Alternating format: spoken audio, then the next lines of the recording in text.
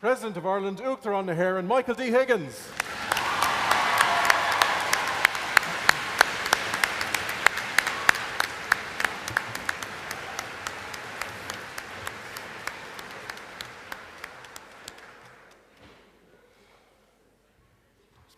Well, Aaron, gédal sios tris liam le gach dalta agus gach sgalata I glacu part is inta con rade go bhfuil seas ge blian buin chamach ag taspantas an oleog.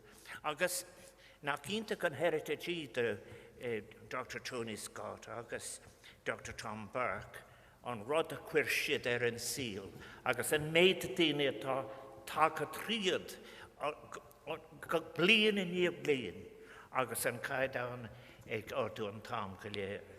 May I just say what a great pleasure it is to be here to be opening the Young Scientist and Technology Exhibition 2024. Both on my own behalf and Sabina's behalf, we always regard this as one of the great events of the year. And of course, I'll be able to abstract all the energy that is around the place, because there is always a great deal of energy. Of course, more of it is in evidence when the judging is over, I think. Since the first Young Scientist competition almost 60 years ago, and as I have said in the Irish language, what a great legacy Dr. Tony Scott and Dr. Tom Burke have in fact created. When one thinks about it, is that hundreds of thousands of science students have demonstrated their curiosity, their skills, talents, and ingenuity. And this year, from the 2,042 projects that have been submitted, it has involved 343 schools in 30 counties across the entire island of Ireland. And from those, of course, as you will know better than me, 550 projects were selected to compete here at the ODS. So as I have said, Chris Liam Lagachdena, Avi Winchak, Leshon Intagon Radshaw. I just want to congratulate all of the students themselves, but also the teachers, because really over that 60 years, there have been inspirational teachers in different schools who've encouraged students to become involved, and we owe them a great deal. This year it changes every year too. For example, while I think this year again, there are a number of projects dealing with nearly all of the important areas of life, health and well-being, but now too artificial intelligence, diversity, inclusion, and of course what is most important, climate change and ecology. And also as well, new applications of technology.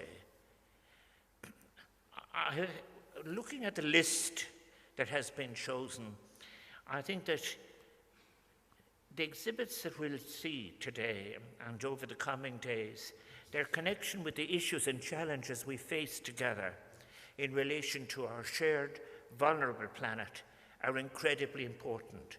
And I want to suggest that it is a great time to be a young scientist. Yes, a challenging time of interacting crises, be it ecological, social, and economic times, but it is so potentially fulfilling to know that the choices that you will make will have effects that are important, not just for your own time, but for the very possibility of life itself in its diverse forms. Your work can affect the possibility of all of us and future generations having a future on what is a vulnerable planet.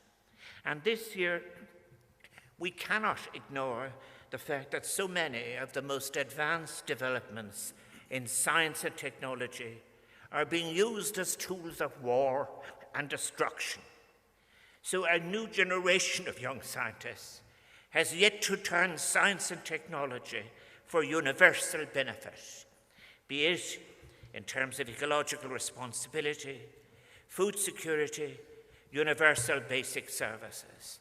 So that's why it is all to be gained, really, by the next generation of science and technologists.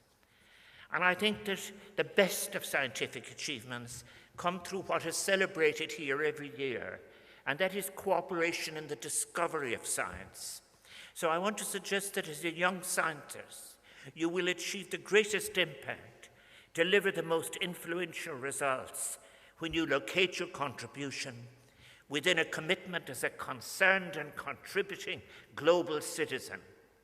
For the curiosity that is science is, after all, it's an instinct that is grounded in the betterment of society, in sustaining not only humanity's advances in addressing challenges, but in opening opportunities for a shared fulfillment of life, for which good science is so critical for the ongoing pursuit of a more just, peaceful, inclusive, and sustainable world. And I suggest to you, when I was preparing my remarks today, it's very moving to read in the biographies of the greatest scientific minds their depression at seeing science and its technological instruments and outputs being employed for the pursuit of war and conflict, of instruments in the service of violence that will not lead to any constructive approach as might achieve the necessary conditions for the coexistence of all and different species in conditions of peace, for which we all of us must aspire. And those accounts that those writers at the end of their lives wrote, they fall way short, I think.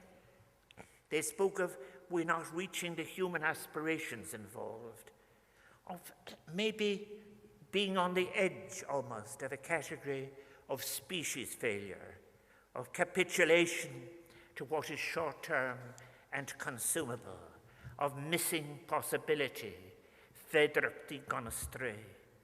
But surely the best use of a person's talents and the location of a person's gift then is in that kind of publicly moral context of working for the benefit of all humanity.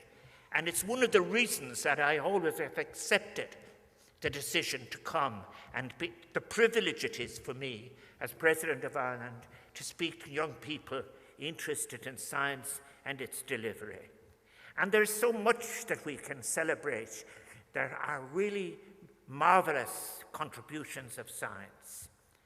Perhaps the example of a positive role science has played in providing scientific evidence of climate change and biodiversity loss. We wouldn't have the good discourse we have if it hadn't been for the contribution of scientists. And I think that contribution is an existential one, reminding us of our future shared existence on this planet and its vulnerability, and of also the importance of biodiversity in every living thing that inhabits it.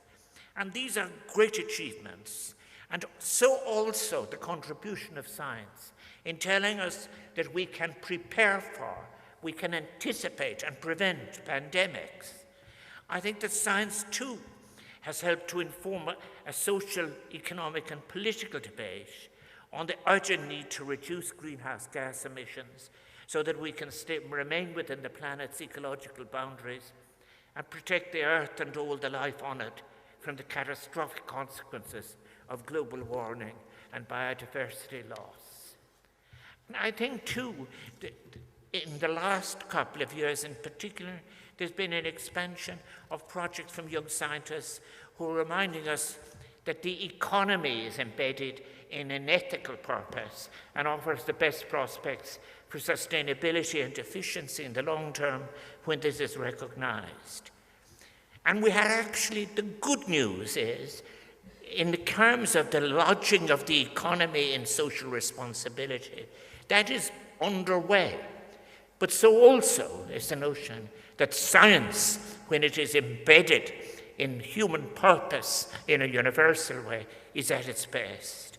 And several of the projects which we will see at the Young Scientists this year, they do relate to artificial intelligence, for example, which is exciting technological development that carries the potential to be transformative, even emancipatory in the life sciences industry by enabling faster and more accurate diagnosis for health and treatment plans, drug development. Yet it raises, too, a whole range of ethical considerations that cannot be ignored. Will it be delivered for the widest possible public, even universal benefit? Then, of course, there are issues that challenge people in relation to what is appropriate regulation and delivery, and these are first-order public and moral choices that cannot be neglected unless you want to be a passive observer and have no interest. And there are so many, I think, when I spoke last year and other years as well, there are such great role models now that can serve as great inspiration for young scientists. I have mentioned it and I mention it again. Nobel laureate William C. Campbell from Donegal, whose research on river blindness led to the drug, which was made available to all by Merck from 1987, leading 30 years later to 3 billion treatments being delivered and river blindness being eliminated in Central and South America and very significantly reduced in Africa. We think of Francis Rind, a doctor at the Meath Hospital who developed the first hypodermic syringe with which he administered the world's first ever pain-relieving injection in 1844. These are great scientists. John Jolly of County Offaly, developing radiotherapy for the treatment of cancer. Last year, I bestowed a Presidential Distinguished Service Award on Professor Teresa Lamb, an Irish scientist working at Oxford University's Jenner Institute and worked on co-designing the AstraZeneca vaccine, the most widely used vaccine against COVID-19 in the world. And all of these scientists, including perhaps most notably Dr. Campbell, fall into that great tradition exemplified by the great Dr. Jonas Salk, who believed that scientific discovery should benefit all without borders, state or economic or income. So after all, surely knowledge is for sharing, and the practice of science and the appropriate delivery of its work through appropriate technology should flow to all, unimpeded by boundaries of nations or income. Which type of science in which to engage involves a personal curiosity combined with commitment and capacity. The motivation to deliver on this is inescapably powerful and moral. My friend, the late Mike Cooley, put it like this. He said, "Science and technology is not given. It was made by people like us. If it's not doing for us what we want, we have a right and a responsibility to change it." And I have in recent times been suggesting in speeches the belief that it is in the most populated areas of the planet that science now offers maybe some of the most exciting deliveries and prospects. For example, in relation to Africa, science can be applied to deliver a transformative agenda. Africa being the continent of the young, the continent where by 2030, young Africans are expected to constitute 42% of the world's youth population. And may you deliver your results in science and curiosity and technology where they will be appreciated by the populated planet. And I have been very fortunate to have met the winners of the Kenyan Young Scientific Awards. It was an occasion which gave me great hope that practical scientific solutions to the problems facing Africa can be developed and delivered by Africans themselves, drawing on advances and innovations together with their own traditional knowledge and wisdom. Their immense background of native wisdom. And when I was speaking in Rome recently, in January, I spoke about the benefits of science that can be shared to help us create a resilient, food-secure world.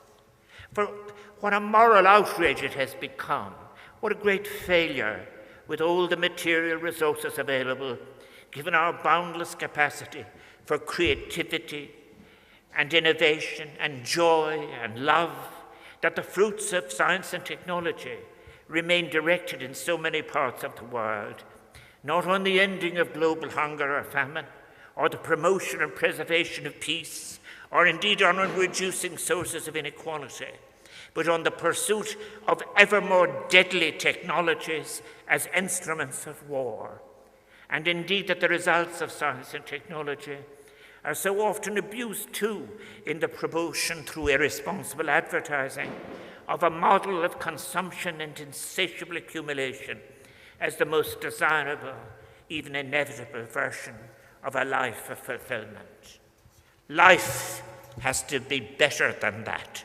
And when scientists combine for work for peace, it carries a special valuable authority. May all become activists for that sustainable, peaceful world. And I hope that we acknowledge that the fruits of science have revolutionized life, enabling tremendous social change, humankind benefiting in so many areas of life. But I think we must also realize and have the courage to confront it, that the misuse of scientific knowledge has been and can be and will be in the future disastrous for us all. For science is never neutral. Science, as you all know as practitioners, can be employed to generate ever more sophisticated weapons and instruments of death at ever more remote distances and that are used to generate fear and devastation for populations while supporting an insatiable drive of the military-industrial complexes who have little accountability, overweening influence, and whose principal purpose is the generation of profits, even at the cost of undermining democratic accountability through corruption, unaccountable lobbying, and bribery in continents where millions are starving and struggling, and societies lack basic conditions for survival. So, young scientists, it is a great time to be young, to be able to achieve in your generation what was not achieved in others. Great opportunities, great responsibilities to build and enhance that consciousness of the importance of working within an ethical framework, a consciousness that must be central to any scientific endeavor, one that helps guide our use and application of scientific curiosity and discovery. As Pope Francis put it, the drive towards scientific achievements must always be directed to the needs of fraternity, justice, and peace in order to help meet the great challenges facing our human family and our environment. And it is good, too, that in science there are advances in terms of gender equality. So while it is true that since 2015, when the world leaders, that great human moment of hope that was the Sustainable Development Goals, emphasized the importance of education, gender equality, inclusive infrastructure, and we have seen some improvements. In most countries, however, while women represent a majority of all graduates from third-level education, less than 30% of researchers worldwide are women, and less than a third of all female students globally go on in terms of the related fields in higher education of science, technology, engineering, and maths. That's why it's so significant that it's worth really having this again, that so many females are participating and doing so well in events like this. The statistics in Ireland on a headcount basis, just 35% of all those involved in STEM research in Ireland are female, compared with 50% in countries like Argentina, Latvia, New Zealand, Thailand, and Venezuela. But I think, and I finish by saying this and saying this is very important, about the discoveries in science. Science involves some of the most valuable forms of cooperative work. It is that makes possible not only what is planned, but what is serendipitous. So I come by asking you to seek and to continue to work possibilities for cooperation with each other and beyond the boundaries of states in your endeavors. It is through the sharing of scientific ideas that we share the joy of scientific discovery that cooperation facilitates. As I have said, even all those wonderful serendipitous discoveries, thus advancing the truly emancipatory potential of science for society and for all of life, ensuring that the fruits of science can contribute solutions to the great global social, economic, and ecological challenges we face together, and advance the possibilities of fulfillment for all that are there beyond the narrow provision of a source of wealth for any single individual or corporation. It is, in the end, the principal commitment is the commitment to humanity. And that is the test as to what is the most valuable and what will endure and what, in fact, is the best possible way of delivering a life of curiosity and scientific work. And it is my hope that your participation in Young Scientist will continue to drive your interest and determination to continue to play a role in science, its application, and also in a great way that when we look back, how did I spend my energy? I spent it by having the bigger vision for all humanity rather than any narrower vision. Tris lilimit Elia, agus gwym gagrag spanach ni one, dan shacht and sha, och dan tauki. I so wish you all well. Enjoy the week. And what is more than that as well, I think, enjoy the company of each other and enjoy thinking about it all and thinking about how you're setting about changing the world. May you succeed. Berbana, Ganamake.